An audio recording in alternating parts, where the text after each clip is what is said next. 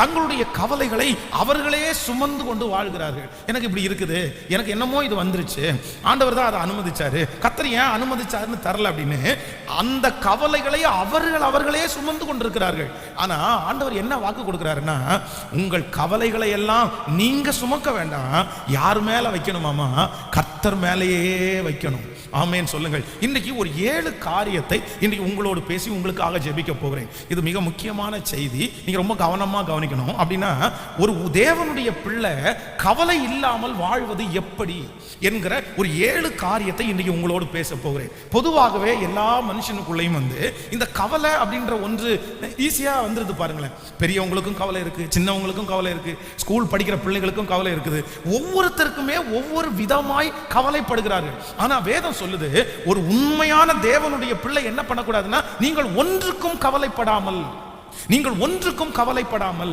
இன்னொன்று, நீங்கள் நீதிமொழிகள் 12ஆம் அதிகாரம் 25வது வசனத்தை நீங்கள் வாசிப்பீர்களானால் வேதம் சொல்லுகிறது, கவலை ஒரு மனிதனை என்ன பண்ணும் அப்படின்னா ஒடுக்கும் என்று பைபிள் சொல்லுது. அப்போ கவலையாய் இருப்பீர்களே ஆனால் நீங்கள் வெற்றியாய் வாழ முடியாது, சுகமாய் வாழ முடியாது. கர்த்தர் சொல்லுகிறார், உலகத்துல ஆண்டவரை அறியாத ஒரு மனுஷன் கவலையா இருக்கலாம், ஆனா ஆண்டவரை அறிஞ்ச ஒரு தேவனுடைய பிள்ளை கண்டிப்பா என்ன பண்ண முடியாதுன்னா கவலையா இருக்க முடியாது. நான் எப்படி பாஸ்டர் கவலை இல்லாம வாழ முடியும்?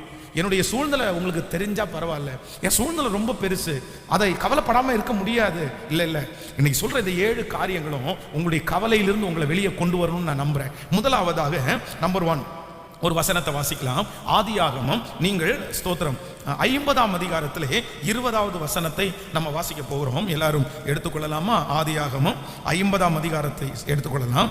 50ஆம் அதிகாரத்திலே 20வது வசனத்தை எல்லாரும் சேர்ந்து நம்ம வாசிக்க போகிறோம். ஆதியாகமம் 50ஆம் அதிகாரத்திலே 20வது வசனத்தை நம்ம வாசிக்கும் போது, நீங்கள் எனக்கு தீமை செய்ய நினைத்தீர்கள், தேவனோ இப்பொழுது நடந்து வருகிறபடியே வெகு ஜனங்களை உயிரோடே காக்கும்படிக்கு அதை நன்மையாய் முடிய பண்ணினார். இன்னொரு விஷயம் கூட வாசிக்கலாம்.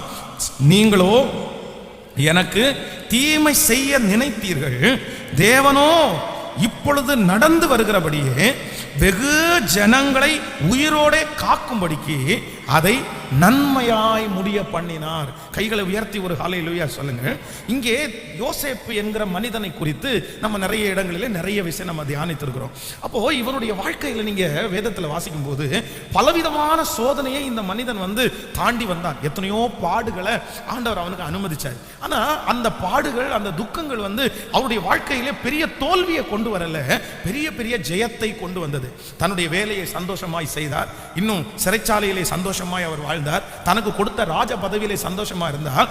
எத்தனையோ பாடுகள் அவருடைய வாழ்க்கையில வந்த போதிலும் அவருடைய வேலையோ, அவருடைய ஊழியத்தையோ, அவருடைய சந்தோஷத்தையோ ஒரு நாளும் அது கெடுத்து போடவே இல்லை. அப்போ நான் நேற்றைக்கு தியானிக்கும் போது ஒன்னே ஒன்று கண்டுபிடிச்சேன். ஒரு மனுஷனுடைய வாழ்க்கையில கவலை இல்லாமல் வாழ்வதற்கு நீங்க எடுக்க வேண்டிய முதல் முயற்சி என்ன அப்படின்னா, எல்லாரையும் நீங்கள் மனதார மன்னிப்பீர்களே ஆனால் நான் சொல்றேன், உங்களால என்ன பண்ண முடியும்னா கவலை இல்லாமல் வாழ முடியும். ஆமேன் சொல்லுங்கள். கணவனா இருக்கலாம், உங்கள் மனைவியா இருக்கலாம், உங்களுடைய சொந்தக்காரங்களா இருக்கலாம், உங்க கூட வேலை பார்க்கிறவர்களா இருக்கலாம், உங்களை அதிகமாய் அவர்கள் காயப்படுத்தி இருக்கலாம், ரொம்ப கஷ்டப்படுத்தி இருக்கலாம். இன்றைக்கு நிறைய பேர் இன்னைக்கு கவலைப்படுவதற்கு மிக முக்கியமான காரணம் என்ன அப்படின்னு சொன்னா, எனக்கு இப்படிப்பட்ட ஒரு துரோகம் ஏன் அவங்க செஞ்சாங்க, என்னால மன்னிக்க முடியாது, நான் எப்படி மன்னிக்க மாட்டேன், நான் எப்படி மன்னிக்கிறது, இவ்வளவு நம்பிக்கைக்குரியவர்களா இருந்து இப்படி என்னை துரோகம் பண்ணின ஒரு மனுஷனை என்னால மன்னிக்கவே முடியாது.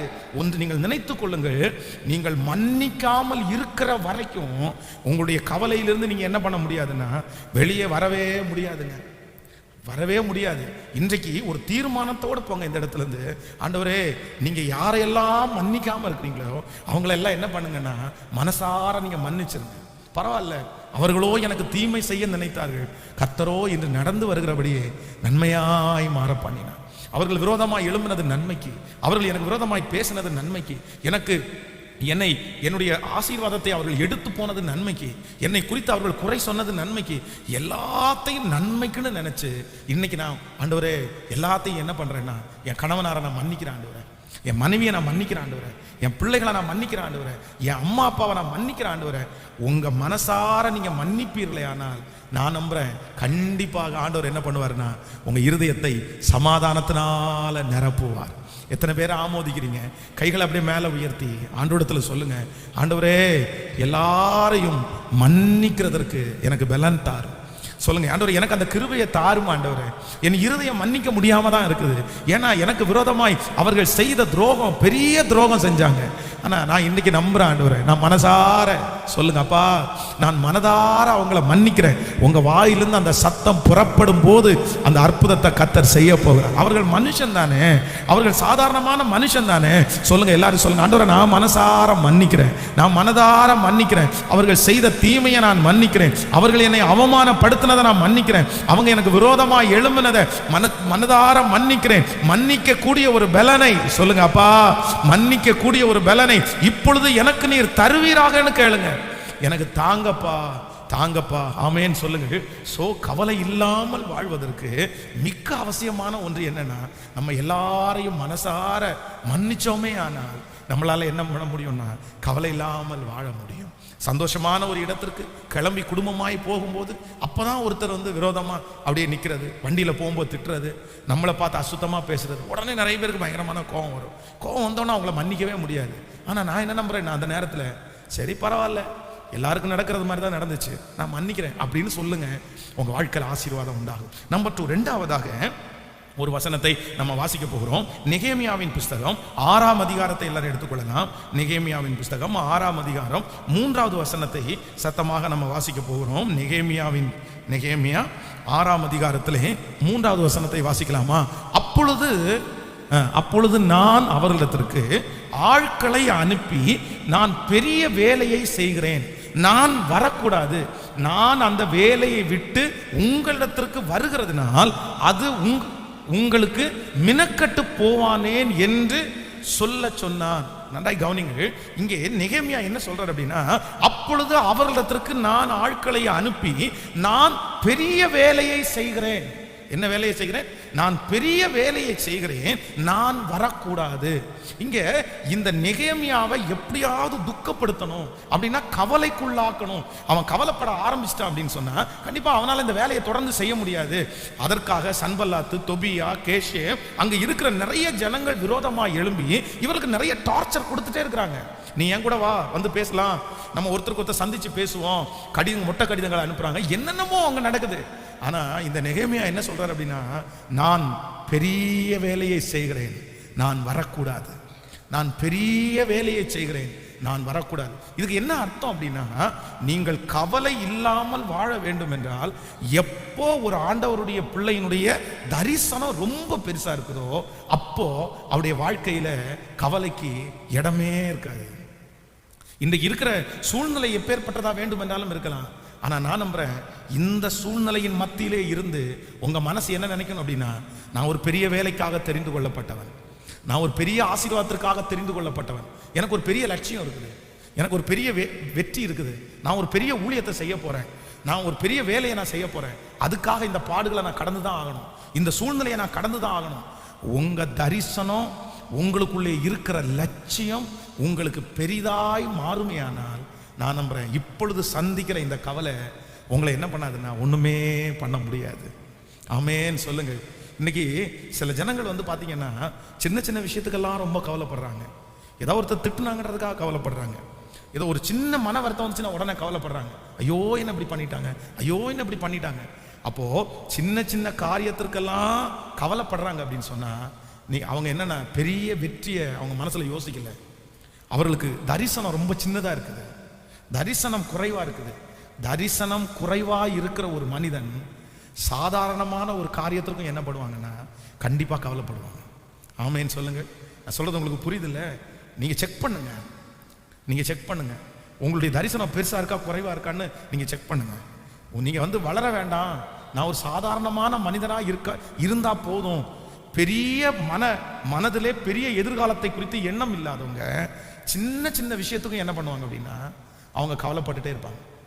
ஒருத்தர் பேசலைனாலே கவலை உண்டாகும், பார்க்கலைனாலே கவலை உண்டாகும், சர்ச்சில் ஒருத்தவங்க வந்து அவசரத்தில் முகத்தை திருப்பிட்டு போயிட்டாங்கன்னா உடனே அதை குறித்து யோசிச்சு என்னவா இருக்கும், அப்படி இருக்குமோ, இப்படி இருக்குமா, அவங்க இப்படி நினைச்சிட்டாங்களோ, இப்படி நினைச்சிட்டாங்களோ. ஒருத்தர் ஃபோனை பேசிட்டே இருக்கும்போது டக்குன்னு கட்டாயி சுவிச் ஆஃப் ஆச்சுன்னா உடனே ஒரு கவலை வந்துடும். ஐயோ, ஃபோன் சுவிச் ஆஃப் பண்ணாங்களா, சுவிச் ஆஃப் ஆச்சா, இல்லை என்கிட்ட பேசுறதுக்கு விருப்பம் இல்லையா, அதனால தான் அப்படி பண்றாங்களா. அதான் சிலருடைய கற்பனைக்கு பார்த்தீங்கன்னா அளவே இருக்காதுங்க. அதான் உன்னுடைய கற்பனையோ மகா விஸ்தாரம்ன்றது மாதிரி நிறைய பேர் கற்பனை பண்ணிட்டே இருப்பாங்க. சாதாரணமாக எதேர்ச்சியாக அப்போ தான் நடந்திருக்கும், ஆனால் அதை வந்து பெரிய விஷயமா பண்ணி அதுக்காக கவலைப்பட்டு எனக்கு அப்படி நடந்துச்சு, இப்படி நடந்துருச்சு. உலகத்திலே நடக்கிற மனிதனுடைய வாழ்க்கையில் நடக்கிறதெல்லாம் நீங்கள் நினச்சிட்டீங்க அப்படின்னு சொன்னால், நான் நம்புகிறேன் ஆண்டவர் நம்மளை ரொம்ப ஆசீர்வாதமாக வச்சிருக்கிறாரு. எத்தனை பேர் ஆமோதிக்கிறீங்க? இந்த ஜபத்தில் அதிகமாய் கவலைப்படுறவர்களுக்கு நான் சொல்கிறேன், உங்கள் தரிசனம் ரொம்ப குறைவு. உங்கள் தரிசனம் குறைவு. உங்கள் தரிசனம் குறைவானதுனால்தான் உங்களுக்கு கவலை அதிகமாக இருக்குது. ஆனால் உங்கள் தரிசனம் ரொம்ப பெருசாயிடுச்சுன்னா உங்கள் கவலை என்ன ஆகும் அப்படின்னா கண்டிப்பாக சின்னதாக மாறிடும். ஆமென் சொல்லுங்க. கைகளை எல்லாரும் உயர்த்தி ஆண்டவரிடத்தில் கேளுங்க. ஆண்டவரே, எனக்கு ஒரு பெரிய தரிசனத்தை தாரும். ஆண்டவரே, என்னுடைய லட்சியம் ரொம்ப பெருசாகட்டும். கேளுங்க, எல்லாரும் கேளுங்க. என்னுடைய லக்கு ரொம்ப பெருசாகட்டும். இது சாதாரணமானது தான். நீங்கள் கடந்து போகிற சூழ்நிலை சாதாரணமானது தான். இந்த சூழ்நிலைக்கு ஒரு பெரிய வெற்றியை கர்த்தர் கொடுக்க போறாரு. இந்த அவமானத்துக்கு கர்த்தர் ஒரு பெரிய வெற்றியை கொடுக்கிறாரு. நான் பாடுபட வேண்டியது இவ்வளவு அல்ல, இதை விட நான் பெரிதாய் பாடுபட வேண்டும். ஏனென்றால் என்னுடைய லட்சியம் மிகப்பெரிய லட்சியம். நான் பெரிய காரியத்திற்காக வாழ போறேன். நான் பெரிய காரியத்தை செய்ய போறேன். ஆமென் சொல்லுங்கள். நான் சொல்லுகிறதை நீங்கள் வந்து கவனமாய் நீங்கள் கவனிங்க. நீங்க வளர வளர வளர உங்களுக்கு எது ரொம்ப குறைஞ்சிரும் அப்படின்னா உங்க கவலை ரொம்ப குறைஞ்சிரும். ஆமென் சொல்லுங்க. நான் சொல்றது உங்களுக்கு புரியுதில்ல? நீங்க சாதாரணமாய் சின்ன ஆட்களா இருக்கும்போது உங்களுக்கு தொட்டதுக்கு எல்லாத்துக்கும் நம்ம கவலை வந்துடும், எல்லாத்துக்குமே கவலைப்படுவோம். ஆனா கொஞ்சம் வளர்ந்து பெரியவளாகி அடுத்த லட்சியத்துக்கு போனீங்கன்னா சாதாரணமாய் கவலைப்படுறதெல்லாம் உங்களை விட்டு போயிடும். ஸோ நம்பர் 2, ரெண்டாவது, கவலை இல்லாமல் வாழ்வதற்கு நீங்க எடுக்கிற ரெண்டாவது முயற்சி என்ன அப்படின்னா, என் தரிசனத்தை நான் என்ன பண்ணுவேன்னா பெருசா, என் லட்சியத்தை நான் பெருசு பண்ணுவேன். நம்பர் 3, மூன்றாவதாக வாசிக்கலாம். ஒரு வசனத்தை நம்ம வாசிக்க போறோம். மத்தேயு எழுதின சுவிசேஷம் 6ஆம் அதிகாரம் 27வது வசனத்தையும், லூக்கா எழுதின சுவிசேஷம் 12ஆம் அதிகாரம் 25வது வசனத்தையும் வாசிக்க போறோம். மத்தேயு 6ஆம் அதிகாரம் 27வது வசனத்தை வாசிக்கலாமா? மத்தேயு எழுதின சுவிசேஷம் 6ஆம் அதிகாரம் 27வது வசனம், கவலைப்படுகிறதுனால் உங்களில் எவன் தன் சரீர அளவோடு ஒரு முழத்தை கூட்டுவான். அடுத்த வசனம் 28வது வசனம், உடைக்காகவும் நீங்கள் கவலைப்படுகிறது என்ன? காட்டு புஷ்பங்கள் எப்படி வளருகிறது என்று கவனித்து பாருங்கள். அவைகள் விதைக்கிறதும் இல்லை, நூற்கிறதும் இல்லை. ஆமென் சொல்லுங்க. நீங்கள் 27ஆம் வசனத்தை நீங்க வாசிக்கும் போது ரொம்ப அழகா ஆண்டவர் இந்த இடத்துல எழுதியிருக்காரு. கவலைப்படுகிறதுனாலே உங்களில் எவன் தன் சரீர அளவோடு ஒரு முழத்தை கூட்டுவான் அப்படின்னா, ஒரு மனிதன் தன்னுடைய கவலையிலிருந்து வெளியே வருவதற்கு மூன்றாவது என்ன ஃபாலோ பண்ணணும் அப்படின்னா, கவலைப்படுவதனால ஒன்னும் செய்ய முடியாது அப்படின்றத அந்த உணர்வுள்ள ஒரு இருதயம் கர்த்தருடைய பிள்ளைக்கு வேணும். அந்த கவனிங்கள், ஆண்டவரே இந்த இடத்துல எழுதி வச்சிட்டாரு, ஒரு முழத்தை கூட்ட முடியாது அப்படின்னா ஒண்ணுமே செய்ய முடியாது. நீங்கள் வந்து ஒரு கடன் பிரச்சனைக்காக நீங்கள் கவலைப்படலாம். நீங்கள் கடன் பிரச்சனைக்காக கவலைப்படுறதுனால உங்களால என்ன செய்ய முடியும்? உங்க பிள்ளைக்காக நீங்கள் கவலைப்படலாம். நீங்கள் உங்கள் பிள்ளைக்காக கவலைப்படுறதுனால உங்களுக்கு என்ன செய்ய முடியும்? இல்லை, உங்களுடைய பக்கத்து வீட்டில் யாராவது ஒருத்தர் உங்களை விரோதமாக எழும்பினார்கள், நீங்கள் அவர்களுக்காக அந்த விஷயத்திற்காக கவலைப்படுகிறதுனால உங்களால என்ன செய்ய முடியும்? கவலைப்படுறதுனால ஒரு தேவனுடைய பிள்ளையினால ஒண்ணுமே செய்ய முடியாது. சோ ஒண்ணுமே செய்ய முடியாத ஒரு காரியத்திற்காக நம்ம ஏங்க அப்படி இருக்கணும்? நம்ம ஏங்க கவலைப்படணும்? நான் அடிக்கடி சொல்லுவேன், ஏதாவது செய்ய முடியும்னா பரவாயில்ல, சரி கவலைப்படுறதுல ஏதாவது வேல்யூ இருக்குது, அதுக்கு ஏதாவது பலன் கிடைக்கும், அதுக்கு யாராவது நீங்கள் கவலைப்பட்ட உடனே ஏதாவது ஒன்று சொல்லுவாங்க, ஒரு நாள் கவலைப்பட்டா தட்டி கொடுத்து கவலைப்படாதீங்கன்னு வாங்க. நீங்கள் கவலையோடு இருக்கும்போது மனுஷங்க என்ன சொல்லுவாங்கன்னா ஒரு வார்த்தை, எதுக்கு கவலைப்படுறீங்க, கவலைப்படாதீங்க, நான் உங்களுக்காக ஜெபம் பண்ணுறேன்னு வாங்க. அந்த பரிதாபமான ஒரு வார்த்தையை மட்டும்தான் சொல்லுவாங்களே தவிர நம்ம கவலைக்கான ஒரு வழியும் அவர்களால் சொல்ல முடியாது. அதனால இன்றைக்கு இந்த ஜெபத்தில் இருக்கிற ஆண்டவருடைய பிள்ளைகளே, கர்த்தர் உங்களிடத்துல தெளிவாய் பேசுகிறார். மகளே, மகனே, நீ இப்பொழுது கவலைப்பட்டிருக்கிற அந்த காரியத்தினால நீ ஒண்ணுமே என்ன பண்ண முடியாதுன்னா செய்யவே முடியாது. அதற்கு மாறாக அவர் உங்களை விசாரிக்கிறவர் ஆனபடினால் உங்க கவலைகளை எல்லாம் அவர் மேல வச்சுட்டு நீங்க எப்படி இருக்கணும்னா சந்தோஷமா இருக்கணும். ஆமென். ஆண்டவரத்துல எல்லாரும் கேளுங்க, ஆண்டவரே, நான் வந்து இந்த உலகத்திலே கவலை இல்லாமல் வாழ்வதற்கு நான் கவலைப்படுறதுனால பிரயோஜனம் இல்லைன்ற அந்த அறிவை எனக்கு தாங்க ஆண்டவரேன்னு நீங்க சொல்லி ஜெபம் பண்ணுங்க. ஆமென் சொல்லுங்க. உங்களுக்கு என்ன அறிவு வேணும்? கவலைப்படுறதுனால பிரயோஜனம் இல்லை அப்படின்ற அந்த அறிவு நமக்கு சொல்லுங்க. எல்லாருமே பக்கத்தில் கையை பிடிச்சி சொல்லுங்க, கவலைப்படுறதுனால எந்த பிரயோஜனமும் இல்லை அப்படின்ற அறிவு உங்களுக்கு வேணும்னு நீங்க ஜெபம் பண்ணணும். ஏதோ பிரயோஜனம் இருக்கா? ஏதோ பிரயோஜனம் இருக்கா? அதனால ஏதாவது நம்ம பெற்றுக்கொள்ள முடியுமா? அதனால எல்லாரும் நமக்கு தூக்கி தந்துருவாங்களா? நல்லா கவனிச்சுங்க. நீங்க கவலைப்படும் போது அவங்களுக்கு இன்னும் கொஞ்சம் கொண்டாட்டமா இருக்குமே தவிர அவங்க உங்க மேல பரிதாபப்படவே மாட்டாங்க. அவங்க அதுதானே எதிர்பார்த்தாங்க. நீங்க கவலைப்படணும்னு தானே எதிர்பார்த்து அந்த காரியத்தை செஞ்சாங்க. நீங்க வருத்தத்துல உட்காரணுன்றதானே அவங்களுடைய எண்ணம். நீங்க சிரிக்க கூடாது, நீங்க சந்தோஷமா இருக்க கூடாது. நான் சொல்றேன், உங்களை நிறைய பேர் வருத்தப்படுத்துறதுக்கு என்ன காரணம் அப்படின்னா நீங்க சிரிச்சதுதான் காரணம். நான் சொல்றது உங்களுக்கு புரியல. நீங்க சிரிச்சீங்க, அதனால உங்களை வருத்தப்படுத்தணும்னு நினைச்சாங்க. ஆனா நீங்க அழுதீங்கன்னா அவங்க உங்களை கண்டுக்க மாட்டாங்க. எப்படி இவன் சிரிக்கலாம்? இவன் கண்டிப்பா சிரிக்க கூடாது.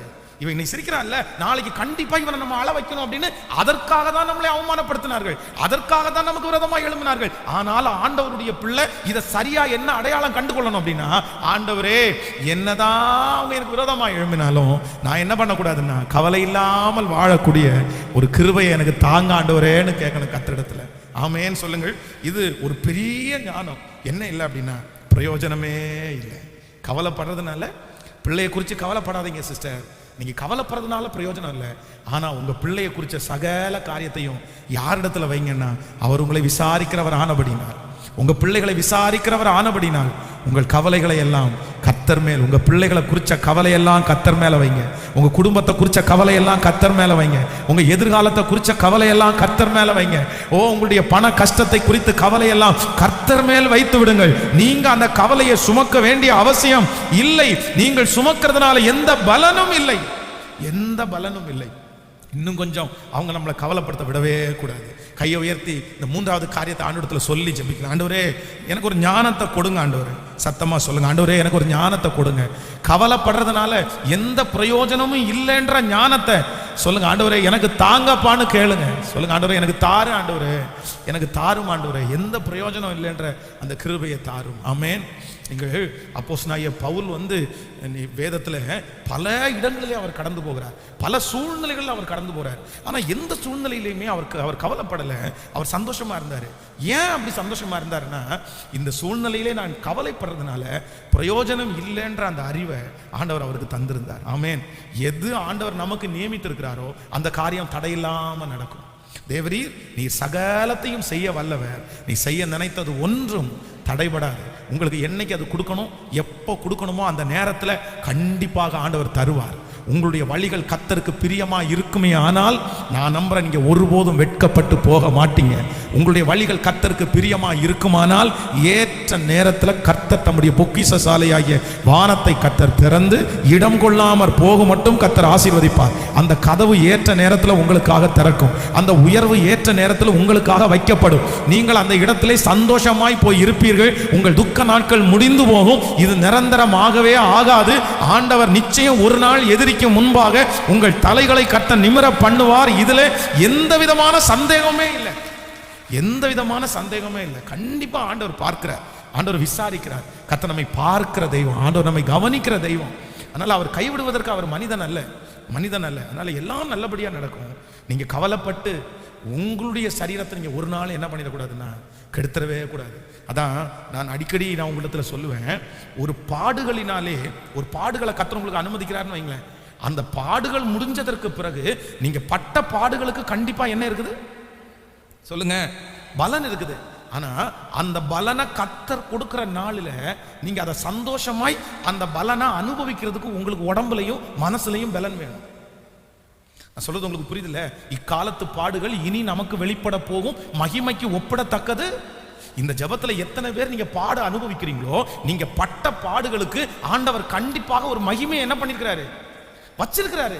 ஆனா அந்த மகிமையா ஆண்டவர் உங்களுக்கு கொடுக்கும் போது உங்க மனசும் உங்க சரீரமும் எப்படி இருக்கணும், நீங்க இந்த துக்கத்துல, இந்த சோதனையில இவ்வளவு கவலைப்பட்டீங்கன்னா ஆண்டவர் கொடுக்கிற ஆசீர்வாதத்துல உங்களால திருப்தியா என்ன பண்ண முடியாதுன்னா இருக்கவே முடியாது, இருக்கவே முடியாது. அதுக்கு உதாரணம் கூட நான் சொல்றேன். ஒரு பிரச்சனை உங்களுக்கு, ஒரு வியாதியே வந்துச்சுன்னு வைங்களேன், அந்த வியாதியை நினைச்சு நீங்க கவலைப்பட்டு, இல்ல அந்த பிரச்சனையை நினைச்சு நீங்க கவலைப்பட்டு நீங்க எக்ஸ்ட்ரா நிறைய பேர் சிக்கானீங்க. ஆனா அந்த வியாதி உங்களை விட்டு போயிருச்சு. ஆனா அதே நேரத்தில் எது போடலைன்னா நீங்க எக்ஸ்ட்ரா அந்த வியாதியை நினைச்சு நினைச்சு நீங்க கவலைப்பட்டீங்கல்ல, அதனால உள்ள இழப்புகளை நிறைய பேர் இன்னைக்கு வரைக்கும் சுமக்கிறாங்க. இன்னைக்கு வரைக்கும் ஆபத்து காலத்தில் நீ சோர்ந்து போவாயானால் உன் பலன் குறுகிட்டு. எத்தனை பேருக்கு புரியுது? அப்போ ரொம்ப ஒரு பெரிய தீர்மானம் எடுக்கணும். எந்த தீர்மானம்னா, நான் எதை குறிச்சும் என்ன பண்ண மாட்டேன்னா, ஆண்டவர் எனக்கு ஒரு கிருபை தரணும். ஆண்டவரே, நான் கவலைப்படுறதுனால பிரயோஜனம் இல்லைன்ற ஒரு அறிவு. எல்லாரும் இதற்காக ஜெபிக்கணும். இந்த தயவு செய்து நீங்க இந்த கிருபை ஆண்டவரிடத்துல கேளுங்க. நான் ஒரு காலத்துல சின்ன சின்ன விஷயத்துக்கெல்லாம் ரொம்ப கவலையா இருக்கும். ஆனா ஆண்டவர் ஒரு நாள் கற்றுக் கொடுத்தார், இல்லடா நீ கவலைப்படுறதுனால என்ன பண்ண முடியாதுன்னா எதையுமே நீ செய்ய முடியாது. அப்படியே ஒருவேளை வருத்தம் வந்துச்சுன்னா கர்த்தரிடத்துல போய் சொல்லு, ஆண்டவருடைய பாதத்துல வச்சிரு. அன்னாளை போல கர்த்தர் சமூகத்துல சொன்னதுக்கு அப்புறம் மறந்துடணும் நம்ம. ஆமென் சொல்லுங்க. ஸோ நம்பர் 1, முதலாவது எல்லாரையும் மன்னிக்கும் போது நம்ம கவலை இல்லாம வாழ முடியும். நம்பர் 2, ரெண்டாவது நம்முடைய தரிசனத்தை, நம்முடைய லட்சியத்தை ரொம்ப பெருசாக்கும் போது நம்ம கவலை இல்லாம வாழ முடியும். நம்பர் 3, மூன்றாவதாக கவலைப்படுறதுனால பிரயோஜனம் இல்லை அப்படின்ற அறிவு நமக்கு வந்துச்சு அப்படின்னு சொன்னா நம்ம கவலை இல்லாம வாழ முடியும். நம்பர் 4, நாலாவதாக நீங்கள் பிலிப்பியர் 4ஆம் அதிகாரம் 6வது வசனத்தை வாசிக்கலாமா? பிலிப்பியர் 4ஆம் அதிகாரத்தை எடுத்துக்கொள்ளுங்கள். பிலிப்பியர் 4ஆம் அதிகாரம் 6வது வசனத்தை வாசிக்கலாம். உடைக்காகவும் நீங்கள் ஒன்றுக்கும் கவலைப்படாமல் எல்லாவற்றையும் குறித்து உங்கள் விண்ணப்பங்களை ஸ்தோத்திரத்தோடே கூடிய ஜெபத்தினாலும் வேண்டுதலினாலும் தேவனுக்கு தெரியப்படுத்துங்கள். இன்னொரு விசை எல்லாரும் சத்தமாய் வாசிக்கலாம். நீங்கள் ஒன்றுக்கும் கவலைப்படாமல் எல்லாவற்றையும் குறித்து உங்கள் விண்ணப்பங்களை ஸ்தோத்திரத்தோடே கூடிய ஜெபத்தினாலும் வேண்டுதலினாலும் தேவனுக்கு தெரியப்படுத்துங்கள். கைகளை உயர்த்தி ஒரு ஹல்லேலூயா சொல்லுங்கள். நம்பர் 4, நாலாவதாக நீங்கள் கவலை இல்லாமல் வாழ வேண்டும் என்றால் உங்க பாரத்தை எங்கேயாவது ஒரு இடத்துல நீங்க என்ன பண்ணணும் சொல்லுங்க. எங்கேயாவது ஒரு இடத்துல உங்க கவலையை நீங்க கொட்டியே ஆகணும். கவலையை மனசுலயே ஆண்டவருடைய பிள்ளை வச்சிருக்க முடியாது. ஆனா ஒண்ணு நினைச்சுக்கோங்க, உங்க கவலையை ஏதாவது ஒரு மனுஷனிடத்துல நீங்க கொட்டிட்டீங்க அப்படின்னு சொன்னா இன்னைக்கு அது ஆறுதலா இருக்கும், இன்னைக்கு அது நிறைய நேரத்துல நீங்க சொல்றது பிளஸ்ஸா இருக்கும். ஆனா ஒரு காலத்துல நீங்க எந்த கவலையை மனுஷனிடத்துல கொட்டுறீங்களோ அதுவே உங்களுக்கு என்னவா மாறும்னா பெரிய ஆபத்தா மாறும், பெரிய கண்ணியா மாறும். எல்லாரிடத்துலயும் உங்களுடைய கவலையை ஷேர் பண்ணாதீங்க. எல்லாரிடத்துலையும் ரொம்ப ஜாக்கிரதையா இருங்க. சிலர் குடும்பத்தில் கணவன் மனைவிக்கு ஒரு சூழ்நிலை வரும்போது மனைவி தங்களுடைய குடும்பத்தில் இருக்கிற அந்த கவலையை நிறைய பேர்ட்ட ஷேர் பண்றாங்க, கணவன் ஷேர் பண்றாங்க. ஊழியக்காரனிடத்துல ஜெபிக்கிறதுல ஷேர் பண்றது தவறல்ல. ஆனா மூணாவது ஒரு மனுஷனிடத்துல நீங்க ஷேர் பண்ணும்போது அடுத்த நாள் நீங்க ஒன்னாகத்தான் போறீங்க, அடுத்த சில நாட்களுக்குள்ளாக நீங்க ஒப்புரவாக போறீங்க. உங்களுக்குள்ள பிரிவினை வரப்போறது இல்லை. ஆனா உலகம் உங்களை எப்படி பார்க்கும்னா பழைய பிரிவினையோடய பார்க்கும், பழைய பிரச்சனையோடய பார்க்கும். உங்களுக்கு பையனுக்கு என்ன, உங்களுக்கும் அம்மாவுக்கும் என்ன, அப்படியே பார்க்கும். அதனால நம்முடைய கவலைகளை எந்த மனிதனிடத்திலையும் கொட்டாமல் இருப்பது நல்லது. ஆனா நான் என்ன நம்புறேன்னா வசனம் சொல்லுது, நம்முடைய கவலை எல்லாம் எங்க வைக்கணுமா? மாமா சொல்லுங்க, எல்லாரும் சத்தமா சொல்லுங்க. நீங்கள் ஒன்றுக்கும் கவலைப்படாமல் எல்லாவற்றையும் குறித்து உங்கள் விண்ணப்பங்களை ஸ்தோத்திரத்தோடே கூடிய ஜெபத்தினாலும் வேண்டுதலாலும் யாருக்கு தெரியப்படுத்தணுமா? கையை உயர்த்தி தேவனுக்கே தெரியப்படுத்த. நீங்க எல்லாத்தையும் ஆண்டவரத்துல சொல்லணும். எனக்கு இந்த மாதிரி இருக்க ஆண்டவரே, இந்த மாதிரி இருக்க ஆண்டவரே. ஜெபத்துல போய் உட்கார்ந்தா நம்முடைய பிரச்சனையை கொட்டுறதுக்குன்னு ஒரு இடம் எங்கன்னா கர்த்தர் சமூகத்துல. ஆமென். வருத்தப்பட்டு பாரம் சுமக்கிறவர்களே, நீங்கள் எல்லாரும் என்னிடத்தில் வாருங்கள், நான் உங்களுக்கு இளைப்பாறுதல் தருவேன். இறக்கி வை, என் சமூகத்துல இறக்கி வை. அதான் ஃபர்ஸ்ட் வாசல்ல அவர் உங்களை விசாரிக்கிறவர் ஆனபடினால் உங்கள் கவலைகளை எல்லாம் அவர் மேல் ஆண்டவர் வாலண்டியரா சொல்ற என் மேல வச்சிருப்பா. என் மேல உன் பாவத்தையே நான் சுமந்தேனாமா, உன் அக்கிரமத்தையே சுமந்தேனாமா. உன் கவலை என்னால சுமக்க முடியாதா? பாவத்தை சுமக்கிறது கடினமா, அக்கிரமத்தை சுமக்கிறது கடினமா? அக்கிரமத்தையும் பாவத்தையும் சுமக்கிறது தான் கஷ்டம். உங்களுடைய கவலையை சுமக்கிறது ஆண்டவருக்கு கஷ்டமே இல்லை. ஆமென் சொல்லுங்கள். அப்போ நம்பர் 4, நாலாவதாக கவலை இல்லாமல் வாழ்வதற்கு நீங்க உங்களுடைய கவலை எல்லாம் எங்க சொல்லணுமாமா? கர்த்தர் சமூகத்தில் நீங்க சொல்லணும். நீங்க அறிக்கை செய்ய செய்ய, நீங்க ஒன்னொன்னா சொல்ல சொல்ல உங்க மனசுல இருக்கிற கவலைகள் எல்லாம் உங்களை விட்டு என்ன போனா கடந்து போயிடும். ஆமேன்னு சொல்லுங்க. நம்பர் 6, 6ஆவதாக ஒரு வசனத்தை நம்ம வாசிக்க போகிறோம். வாசிக்கலாம். 1 சாமுவேல் 16ஆம் அதிகாரத்தை எடுத்துக்கொள்ளலாமா? 1 சாமுவேல் 16ஆம் அதிகாரம் 1வது வசனத்தை நம்ம வாசிக்க போறோம். 1 சாமுவேல் 16ஆம் அதிகாரத்திலே 1வது, கர்த்தர் சாமுவேலை நோக்கி, இஸ்ரவேலின் மேல் ராஜாவா இராதபடி நான் புறக்கணித்து தள்ளின சவுலுக்காக நீ எந்த மட்டும் துக்கித்துக் கொண்டிருப்பாய்? நீ உன் கொம்பை தைலத்தினால் நிரப்பி கொண்டு வா, பெத்லெகேம் நாகிய ஈசாயினிடத்திற்கு உன்னை அனுப்புவேன், அவன் குமாரரில் ஒருவனை நான் ராஜாவாக தெரிந்து கொண்டேன். கவனிங்க ஆண்டவருடைய பிள்ளைகளே, சாமுவேல் இந்த சவுலுக்காக துக்கம் கொண்டாடிட்டு இருக்கிறான். இது ரொம்ப துக்கமா இருக்கிறான். ஆண்டவர் அபிஷேகம் பண்ண மனுஷனாச்சே, ஆண்டவர் இப்படியெல்லாம் இவனை நடத்தினாரு, இவன் இப்படி பண்ணுவான்னு நினைக்கவே இல்லையே, இப்படி கீழ்ப்படியாம போயிட்டாரு. அந்த சவுலை குறித்து சாமுவேலுக்கு ரொம்ப மன கஷ்டம், துக்கத்தோடையே தன்னுடைய இடத்துல. அப்பதான் ஆண்டவர் பேசுறாரு, நான் புறக்கணித்து தள்ளின சவுலுக்காக நீ எந்த மட்டும் துக்கித்து கொண்டிருப்பாய்?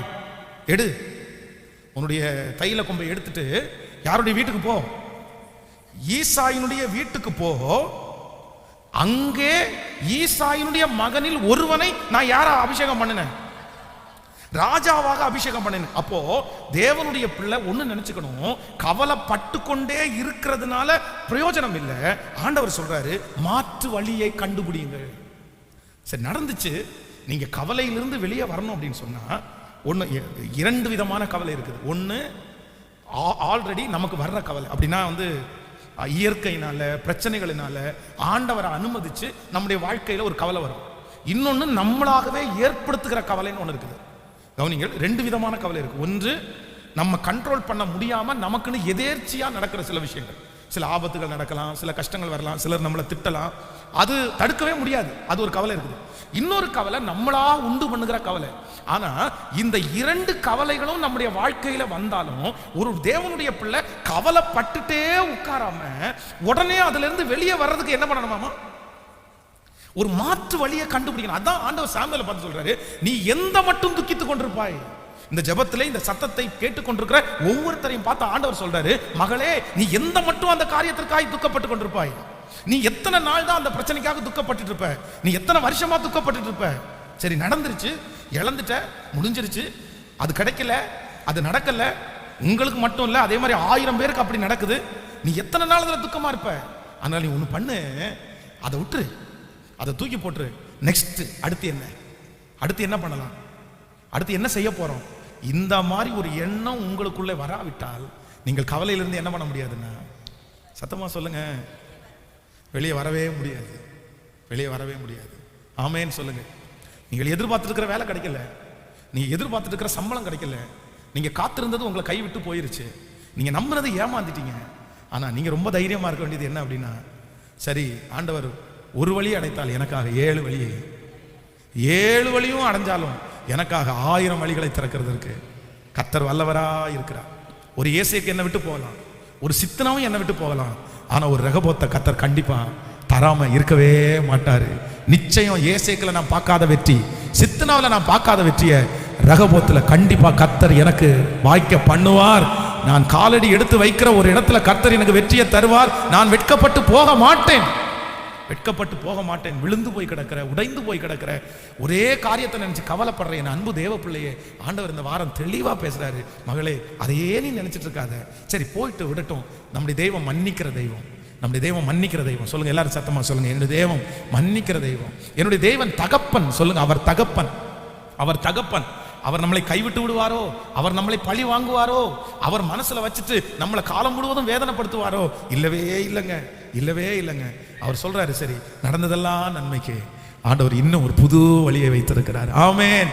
கடந்ததை நினைத்து கலங்காதே, நடந்ததை மறந்து விடு, நடந்ததை நினைத்து கலங்காதே, நடந்ததை மறந்து விடு, கர்த்தர் புதியன செய்திடுவார், இன்றே நீ காண்பார், கர்த்தர் புதியன செய்திடுவார், இன்றே நீ காண்பார், இன்றே நீ காண்பார். இன்றே நீ காண்பா. சொல்லு, கலங்கிடவே வேண்டாம், கலங்கிடவே வேண்டாம். சத்தமாய் பாடி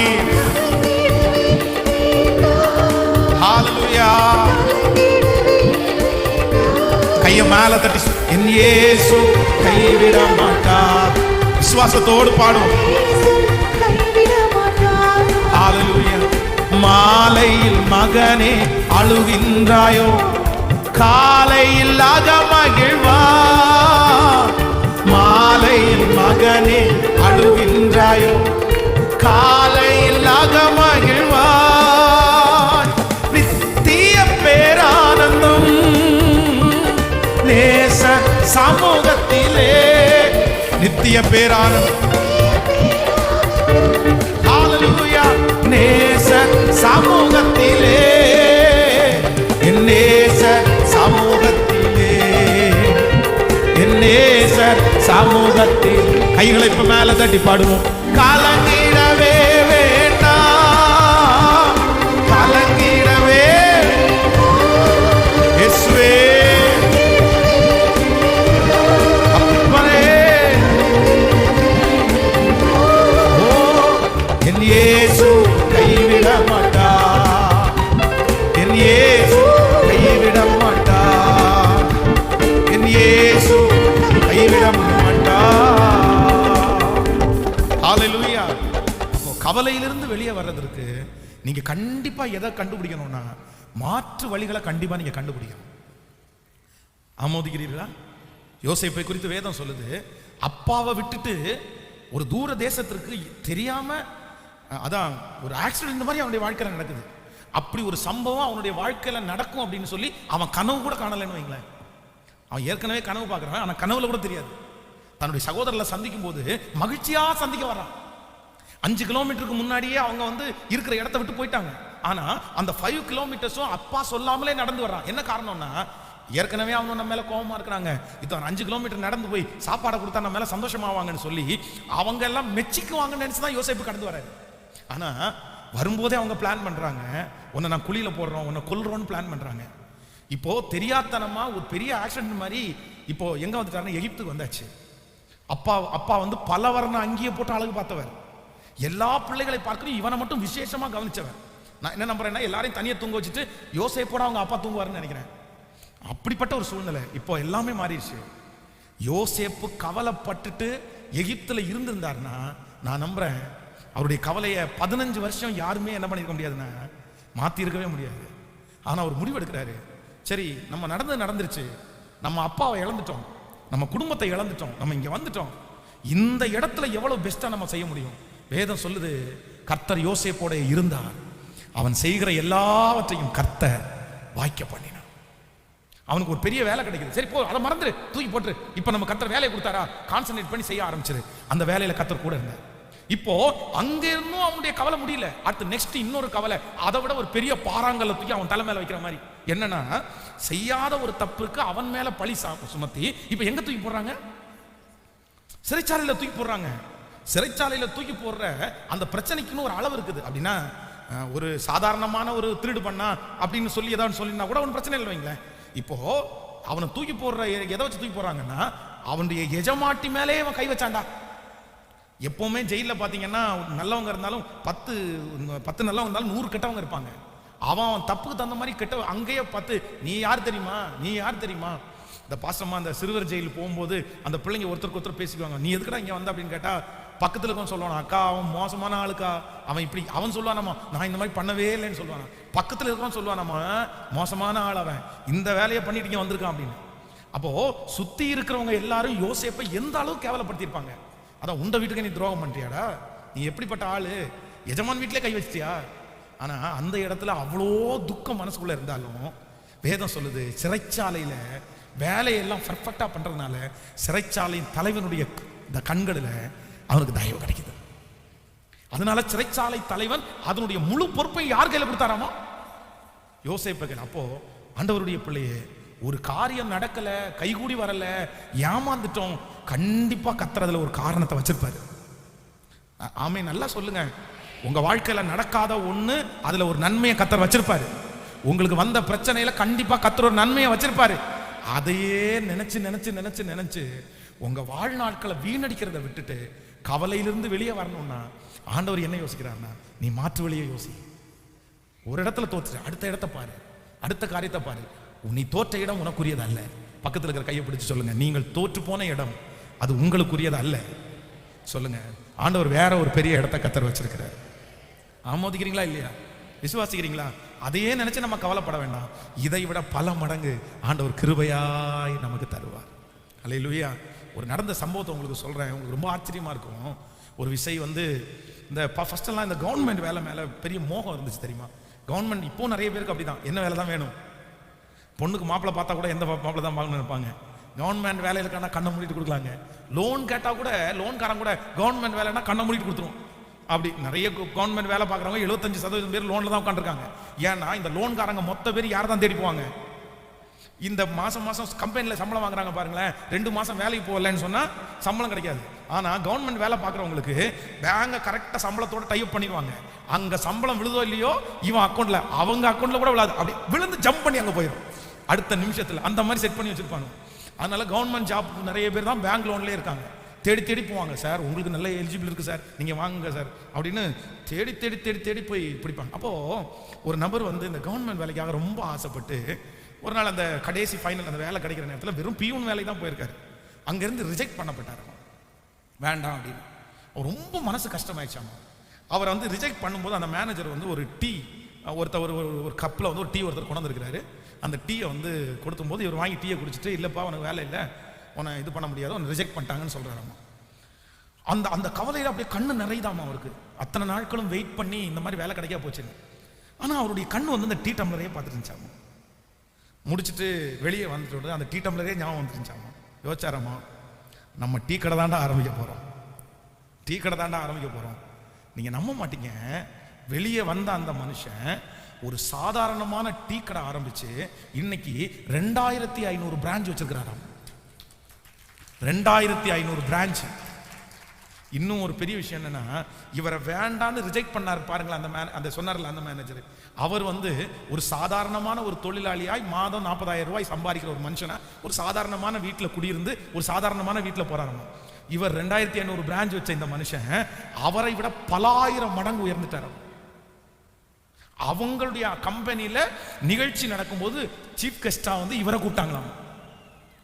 அந்த மேனேஜர் இவருக்கு மாலை போட்டு வரவேற்றதுக்கு பிற்பாடு தான் அவரே சொன்னாராமா, நான் வேற யாரும் கிடையாது, நீங்க ஒரு நாள் வேண்டான்னு தூக்கி போட்டவன் தான், அன்னைக்கு டீ கடை ஆரம்பிக்கணும் முயற்சி எடுத்துங்க.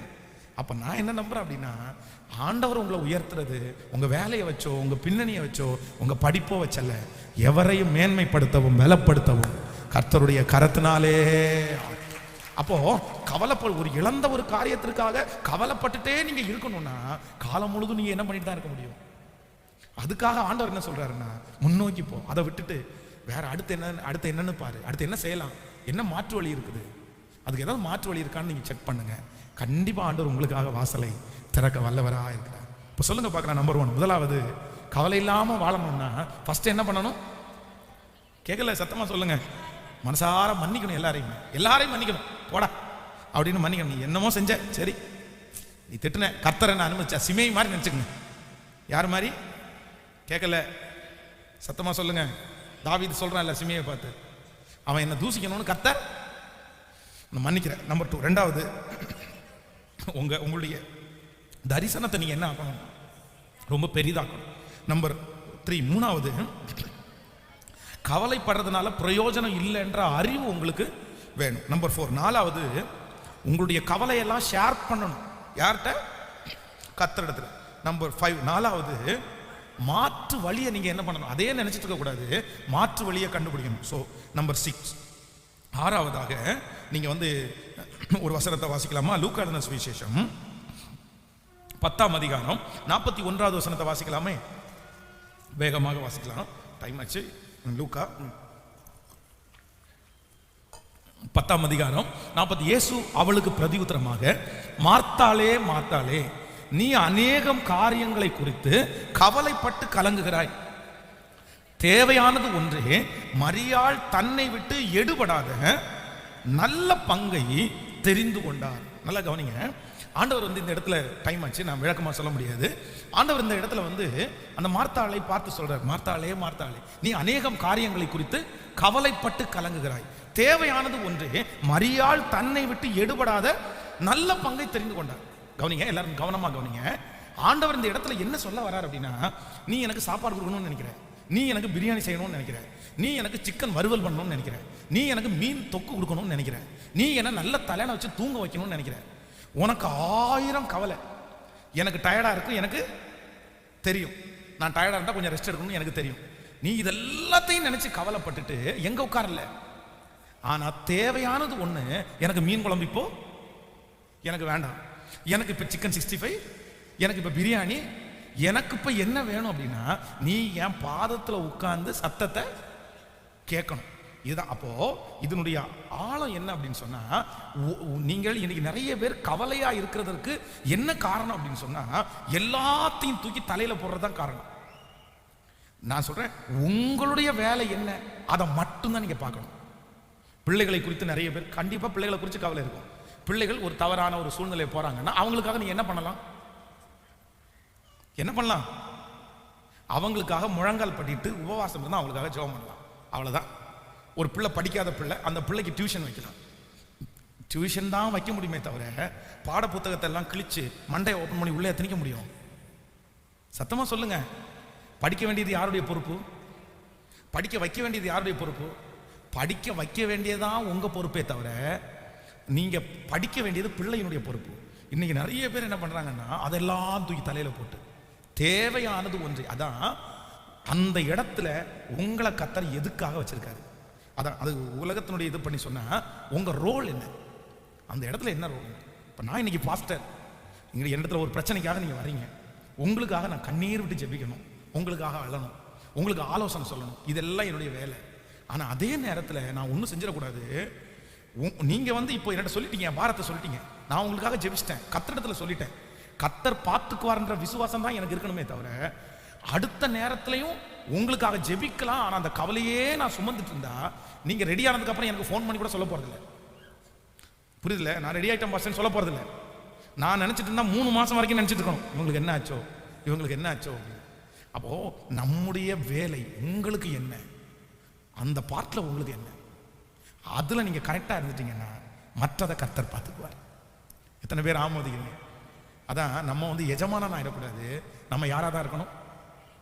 பக்கத்துல கையை பிடிச்சி சொல்லுங்க, எஜமானன் ஆயிராதீங்க, வேலைக்காரனா மாறிடுங்க. ஆனா நம்ம நிறைய பேர் எந்த ரோல தான் எடுக்க நினைப்போம்? கம்பெனியே நம்மளை நம்பி தான் ஓடுன்ற மாதிரி இருக்கும். மேனேஜர் கூட படுத்து வீட்டில் தூங்கிட்டு இருப்பாரு, ஆனா இவங்க போய் அவைலபிளா சார் சார் சார் சார் அப்படின்னு இருப்பாங்க. இது வேணாம் வேணாம். உங்க ரோல், உங்களுடைய வேலை என்ன, உங்களுடைய வேலை என்ன? இந்த உலகத்திலையும் உங்களுக்குன்னு ஒரு வேலை இருக்குது, கர்த்தருக்குன்னு ஒரு வேலை இருக்குது. இப்போ ஆண்டவருடைய வேலையை நீங்க என்ன பண்ண முடியாது? பவுல் நட்டான், அப்பல்லோ நீர் பாய்ச்சினான், கர்த்தரோ நடுகிறவனாலும் அல்ல, நீர் பாய்ச்சுகிறவனாலும் அல்ல, விளைய செய்கிற தேவனாலே எல்லாம். அவ்வளவுதான். நம்ம உங்களுடைய காரியத்தை கரெக்டா பார்த்துக்கங்க, மற்றதெல்லாம் நன்மையாய் கர்த்தர் மாறப்படும். ஆமேன்னு சொல்லுங்க. பக்கத்துல கையை பிடிச்சி சொல்லுங்க, இன்னொருத்தருடைய பாரத்தை பிரச்சனைய நான் தலையில போட்டுட்டு நான் கவலைப்படவே மாட்டேன். எனக்கு குறித்திருக்கிறதை அவர் நிறைவேற்றும். ஆமேன்னு சொல்லுங்க. ஸோ நம்பர் 7, 7வது அந்த காரியத்தை கூட சொல்லி நான் முடிக்கிறேன். எபிரேயர் 12ஆம் அதிகாரம் 1வது வசனத்தை வாசிங்கள். எபிரேயர் வேகமாக வாசிங்க. 12ஆம் அதிகாரம் 1வது வசனத்தை வாசிக்கலாமா? 12:1.